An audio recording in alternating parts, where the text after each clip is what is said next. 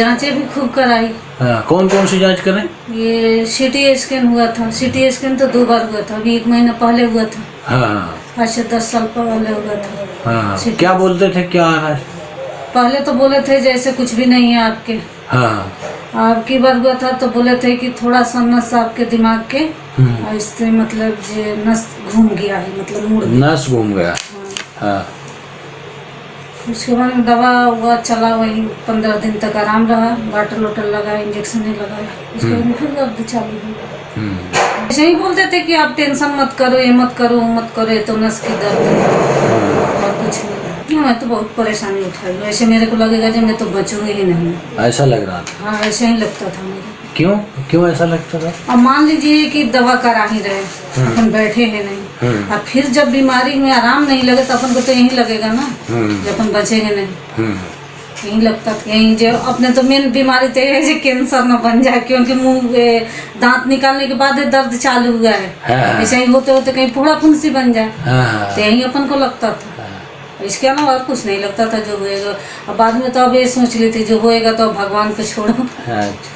अब कैसा लग रहा है? अब अपन को यही लगता है कि अब तो अच्छा, अब यही लगता है अब अच्छे हो जाए। अब तो कैंसर का डर वो दवा खाने के चलते ऐसे लगता था चक्कर इतने आएगा कि गिर ही जाऊं। उनका दवा खाने के बाद? उनके दवा पर साल तो गर्मियों में इतनी परेशानी उठाई थी कि का कहें। दवा से ही परेशानी हो जाती। अच्छा, होम्योपैथिक दवाई के बाद तो किसी तरह की कोई परेशानी नहीं हुई? नहीं, कोई कि लगा कि कुछ गर्म कर रहा हो, कुछ कर रहा हो, ऐसा कुछ नहीं हुआ?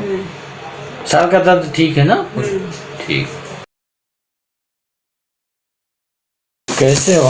पहले से तो बहुत आराम है। मतलब बहुत आराम मतलब क्या चीज में? सब कुछ में आराम है। सब कुछ मतलब क्या? मतलब दर्द रहता था उसमें आराम है? ऐसा लगता था कि कुछ चल रहा, हाँ, उसमें भी आराम है। ऐसा लगता था कुछ चल रहा। हाँ। कब से था ये दर्द, कितने सालों से? मतलब 2 साल से तो रेगुलर था। 2 साल से रेगुलर था? हाँ। दवा को तब भी फायदा नहीं पड़ता। दवा अंग्रेजी चलती थी आपकी? हाँ। तब भी फायदा नहीं पड़ता था? इंजेक्शन लगवाओ तो थोड़ा आराम रहता था, मतलब 8 दिन 15 दिन। हाँ। फिर वैसे दवाई डेली खाते थे दर्द की? हाँ, डेली खाती थी। अगर छोड़ दूँ मैं दवा तो मेरे को ऐसे हो जाएगा कि मतलब न खाना अच्छा लगेगा, न कुछ भी अच्छा लगे, ऐसे लगेगा कि आंखें खोले ही नहीं। आंखें खोले ही नहीं? हाँ, बस आंखें बंद करके पड़े रहे। कितनी बार दर्द की गोली खाते थे दिन में? 3 टाइम खाते थे, 2 टाइम खाते थे। तो उसमें भी उतना नहीं फायदा लगा? हाँ। अभी कब से दर्द की गोली नहीं खाया? ये जब से दवा चल रहा है आपके ना। लगभग कितना दिन हो गए? मतलब 8 दिन को तो पहले दिखाई थी। हाँ। अब की बार 14 दिन पर आई हूँ। 14 दिन मतलब वही 1 महीने से कोई भी दर्द का गोली नहीं खाया? नहीं, जब से आपका इलाज चल रहा है तब से बिल्कुल ये सब दवाएं बंद कर दी। सब बंद कर दिया? दर्द भी जो है तो हो नहीं रहा? नहीं है? नहीं। अच्छा, ये समस्या आपको कितने सालों से थी? 10 साल से। कम से कम 10 साल से? हाँ। 10 साल से गोली दवाई दर्द का खाते रहना पड़ता? खाते रहते थे। बहुत दिखाई थे ना। कहाँ कहाँ दिखाया था? इसमें पीपुल्स हॉस्पिटल में दिखा, बिहार के रहने वाली हूँ। हाँ। वहाँ जो दांत के डॉक्टर थे उसने भी पूरे चेकअप किए। बिहार में भी दिखाया आपने? हाँ, विजय कुमार नंद में इनसे दिखाए। फिर हमीदिया में भी दिखाया। कितना दिन दवाई खाया नंद में? 6 महीने दवा खाई। 6 महीने दवा खाया, फिर भी आराम नहीं लगा? तो दिखाए तो कुछ भी फायदा नहीं लगा। फिर अब जब फायदा ही नहीं लग रहा तो दिखाने से मेरे को फायदा था। वो तो यही कहेंगे जो आराम हो जाएगा ये मगर मैंने फिर हमीदिया में भी दिखाए। एक बार वो ऐसे दर्द होगा जो कभी गले से शुरू होगा, कभी दांत से शुरू होगा, ऐसे दर्द होता था। तो फिर जो यहाँ पे है ना मोतिया तालाब के पास है टंकाल डॉक्टर, उनसे दिखाया तो उन्होंने चेकअप किए, बोले जैसे तो कुछ भी नहीं, आप टेंशन मत लेना, कुछ भी नहीं है। सुनील मलिक से दिखाए थे। मलिक सर को भी दिखाया? मलिक सर ने कितना दिन ट्रीटमेंट चला? उनके भी 4-5 महीने ट्रीटमेंट चला था। रोज खाना पड़ता था? हाँ, रोज वहाँ पर दिखाए थे। वहाँ तो 1 दिन भर्ती भी रहा। फिर भी दवा के बाद आराम नहीं लगा? हमीदिया के भी चला था सरकारी अस्पताल में। हाँ। फिर दांतों को भी दिखाई थी। 1-2 महीना वहाँ भी दवा चला, उससे भी कोई फर्क नहीं पड़ा। अच्छा, मेरी दवाई से आपको क्या लगा? मतलब ऐसे लगा अपन को जी, मतलब आराम लग जाएगा। आराम लग जाएगा? ठीक हो जाएगा?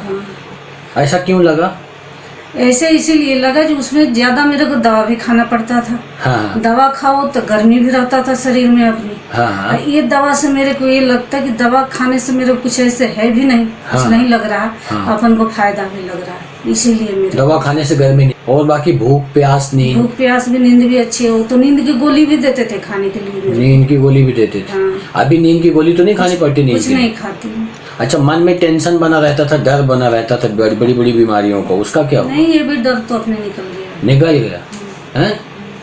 वो तो बीमारी खुद ही जब आदमी का आराम लगे। अच्छा, सर दर्द अभी कितने दिन से नहीं हुआ? एक महीने में कितनी बार आपने दर्द की गोली खाई? एक भी नहीं खाई। एक भी नहीं खाई? पहले कितना खा रहे थे? पहले तीनों टाइम खा, ऐसे लगता था मेरे जो गोलियों से ही पेट भरा जाता। ऐसा लगता खाना ही था नहीं कि खाए, गोलियों से ही पेट भर जाएगा, हाँ। खाना नहीं अब खाए। मान लीजिए कि अगर दर्द की गोलियां चाहे ऐसे ताकत की गोलियां सब मिला के देते थे, हाँ, हैं? हाँ। अपन 3 खुराक अगर गोली दिए, एक एक गोली खाए तो 3 गोली हुआ। हाँ, एक टाइम अगर 3 गोली 4 गोली आदमी खाए तो कैसे लगेगा? हाँ, गैस्ट्रिक का अलग चलाते थे, हाँ, सुबह खाली पेट खाओ, एक खाना खाने के बाद खाओ, ऐसे खाओ ऐसे खाओ। हाँ, हाँ, तो ऐसे लगता था कि मैं तो बस 1-2 रोटी खाई पेट भर आ गया गोली से। हाँ।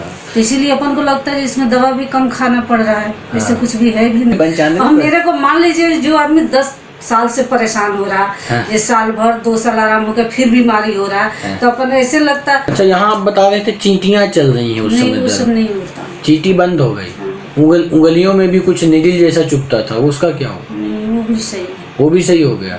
आपने स्पेसिफिक बताया था मुझे कि ऐसा लग रहा है उंगलियों में कि कोई निडिल चुभा रहा है। अरे पहले तो ऐसे हुआ था कि मैं इतनी रोती थी कि क्या करूं। हाँ। इसमें लगता था जैसे कुछ होता भी नहीं था। ये हाँ। जो अपनी है ना ये, हाँ, इतना दर्द काफी बढ़ गया था। हाँ, छिद रहा है सुइयों से हाँ, उंगली में।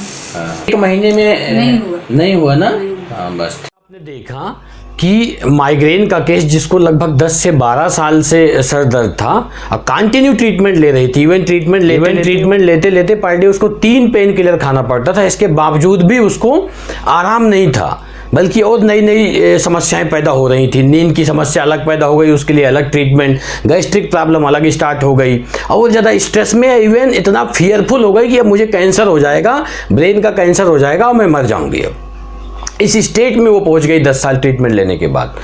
तो होम्योपैथी में क्यों ठीक हुआ, इसका बेसिक वजह ये है कि हमारे शरीर का एक एक अंग, एक एक कोशिका माइंड के ही इन्फ्लुएंस में काम करता है ना।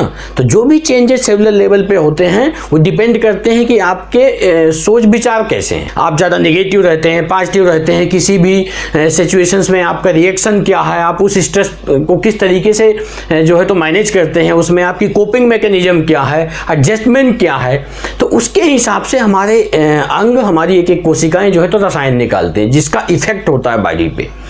और उसको लोकल लेवल में ट्रीट करने से वो कभी नहीं जाएगा। लोकल ब्लॉकर्स दे के अपन इसकी मात्रा बढ़ रही है इसलिए सिम्टम्स आ रहा है तो उसको ब्लॉक कर दो, इसकी मात्रा कम हो रही है तो इसलिए ये चीज़ रिप्लेस कर दो, इससे बीमारी कभी भी नहीं जाती। पूरा का पूरा आदमी समझना पड़ता है कि इसकी साइकोलॉजी क्या है, उस साइकोलॉजी के हिसाब से यदि अपन होम्योपैथी में दवाई देते हैं तो we can get very fast and very good result. तो ये बेसिकली माइग्रेन होता क्या है, आज माइग्रेन का केस हमने देखा है, तो माइग्रेन होता क्या है। तो ये बेसिकली माइग्रेन होता क्या है, ये रिकरेंट अटैक ऑफ हेडेक है, ये चेंज होता रहता है इंटेंसिटी, फ्रीक्वेंसी एंड ड्यूरेशन में। जनरली वन साइडेड होता है पर ये माइग्रेट भी कर सकता है, दूसरे साइड भी जा सकता है। Generally associated with nausea and vomiting. यदि माइग्रेन जो का सरदर्द हो रहा है तो उसमें ये तो यूनिलेटरल होगा, माइग्रेट भी हो सकता है, और नौसिया एंड वोमिटिंग, उल्टी और उल्टी जैसा भी लग सकता है, with mood disturbances, mood upset रहेगा। इसके कारण क्या हो सकते हैं यदि अपन इटियोलॉजी की बात करें तो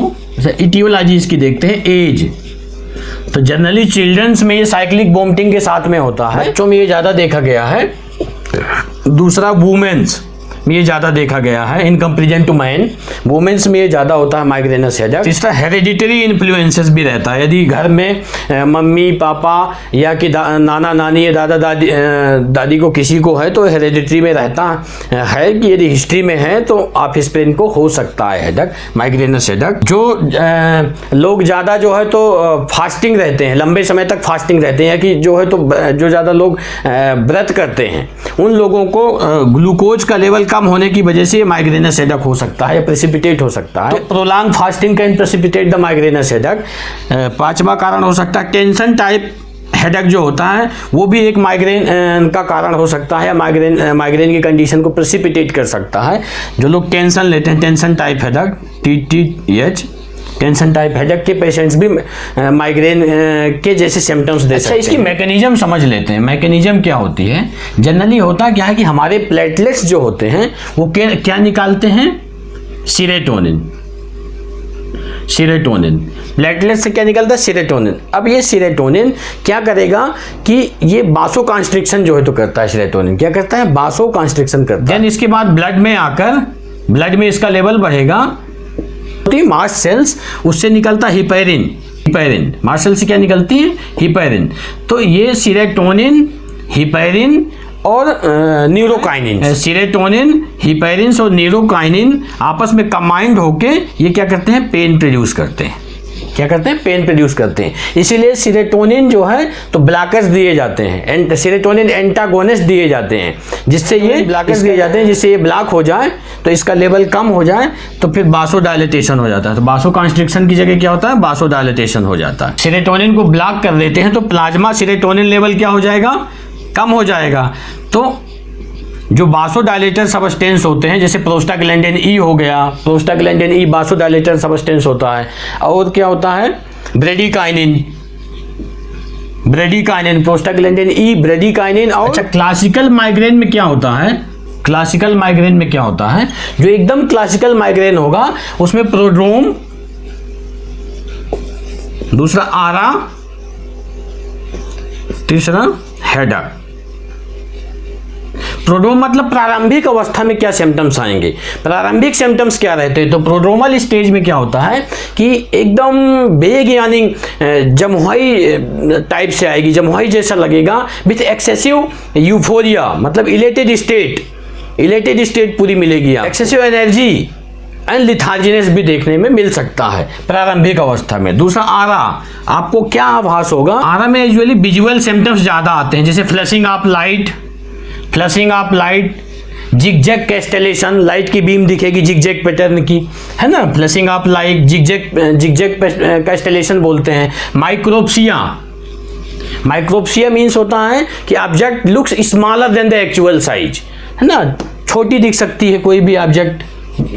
जब माइग्रेन आने वाला होता है तो उसके पहले प्रोड्रोमल सिम्टम्स के बाद में जो आप एक्सपीरियंस करेंगे, जो आपको आभास होगा, ये होगा जिगजैग कैस्टेलेशन, है ना, लाइट की बीम जिगजैग पैटर्न में होगा। सेंट्रल एस्कोटोमाज, मेटामार्फोसिया, लाइनिंग दिखेंगी आपको, मेटामार्फोसिया में विजन में लाइनिंग दिखेंगी आपको। इसके बाद आता है हेडेक। तो इसमें क्या होगा? May start just like hemicranial pain होगा, आधे सिर का दर्द होगा, and after some times become generalise, पूरे सिर में होने लगेगा, माइग्रेट हो जाएगा एक जगह से दूसरी जगह। तो हेडेक में होता है generally associated with nausea and vomiting followed by faintness. Nausea and vomiting एक बार जो है तो हो जाएगी, तो उसके बाद सर का दर्द कम हो जाएगा, followed by faintness and sleep. Headache में क्या होगा? हेडेक में भी हेमिक्रेनियल एंड सडनली बिकम जनरलाइज होगा। क्या? एक साइड से सर दर्द होगा और जनरली जो है तो 20 से 25 मिनट के अंदर ही वो पूरे सर में दर्द होने लगेगा, followed by nausea and vomiting. उल्टी होने के बाद फिर इसको इतनी ज़्यादा वीकनेस होगी कि सोने की इच्छा होने लगती है कि सो जाऊँ मैं, फॉलोड बाय स्लीप, है ना, तो उसको नींद आने लगता है, फॉलोड बाय स्लीप। और जनरली वो फोटोफोबिया की भी कंप्लेन करेगा कि मुझे लाइट से समस्या है, लाइट से मेरा सर दर्द बढ़ता है, लाइट से मुझे उल्टी हो रही है, तो फोटोफोबिया की भी कंप्लेन कर सकता है। अच्छा, जब वो सर का दर्द होगा उसे, तो पेशेंट ये भी कंप्लेन कर सकता है कि मुझे यहाँ कुछ पल्सेटिंग पेन हो रहा है, because the superficial temporal artery जो होती है यहाँ पर, ये पल्सेट होने लगती है, कंजेस्टेड भी हो जाती है, because of the over plasma serotonin level बढ़ने की वजह से। क्योंकि इससे क्या होता है? बासो कॉन्स्ट्रिक्शन होता है, तो हार्ट रेट बढ़ेगा, तो जल्दी जल्दी यहाँ पल्सेशन आपको फील होगा, थ्रबिंग, ऐसा लगेगा कुछ हथौड़े जैसा चल रहा है यहाँ। अच्छा, इसका डायग्नोस्टिक क्राइटेरिया क्या, कैसे पता करें कि ये जो है माइग्रेन ही है? तो इसका डायग्नोस्टिक क्राइटेरिया क्या है? यदि इसका फिजिकल एग्जामिनेशन करोगे तो नॉर्मल फिजिकल एग्जामिनेशन, दूसरा no other reasonable cause for headache, कोई और दूसरा कारण नहीं होना चाहिए, जैसे ब्रेन ट्यूमर, एन्सेफेलाइटिस या कि कोई और भी दूसरी चीज़, वो सब सीटी स्कैन या एमआरआई करके रूल आउट कर लिया जाता है ना। हम कैसे कहें कि ये माइग्रेनस हेडेक है? तो फिजिकल एग्जामिनेशन नॉर्मल होना चाहिए, no other reasonable cause for migraine. तीसरा, एटलीस्ट जो है जनरली यूनिलेटरल पेन होना चाहिए, पेन का जो करेक्टर है वो थ्रबिंग पेन होना चाहिए। अब मूवमेंट पे बढ़ना चाहिए, एग्रावेशन बाय मूवमेंट, ये कैरेक्टरिस्टिक होना चाहिए। और क्या होना चाहिए, नाउसिया, वोमिटिंग और फोटोफोबिया और फोनोफोबिया, फोटोफोबिया और फोनोफोबिया। यदि ये चीज़ें हैं और कोई दूसरा कारण अपने को नहीं मिला, डिफरेंशियल डायग्नोसिस हमने रूल आउट कर लिया है कि और कोई वजह नहीं है हेडेक की, तो यदि ये है फिजिकल एग्जामिनेशन में और इस तरह के सिम्टम्स पेशेंट दे रहा है तो आप कंसीडर कर सकते हैं कि ये, और रिकरेंट अटैक आ रहे हैं तो आप कंसीडर कर सकते हैं कि ये माइग्रेन का दर्द है। माइग्रेन के और भी वेरिएंट होते हैं, जैसे कॉमन माइग्रेन ये मोर कॉमन होता है देन क्लासिकल माइग्रेन से, है ना। जनरली इसमें पेन जो होता है यूनिलेटरल्स होता है और नॉट प्रेसीडेड बाय आरा, इसमें कोई जरूरी नहीं कि आपको किसी चीज का आभास हो। दूसरा होता है वर्टिब्रो बेसिलर माइग्रेन। ये वर्टिब्रो बेसिलर जो माइग्रेन होता है due to the spasm of vertebro basilar artery की वजह से होता है। यदि वहां का स्पाज्म हो रहा है तो ये वर्टिब्रो बेसिलर माइग्रेन कहलाएगा। तीसरा हेमीप्लेजिक माइग्रेन।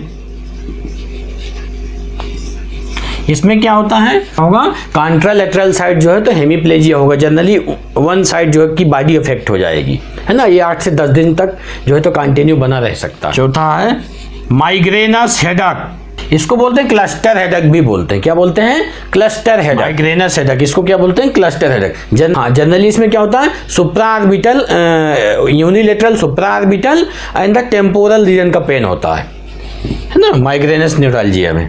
इसके बाद आता है पोस्ट ट्रॉमेटिक माइग्रेन।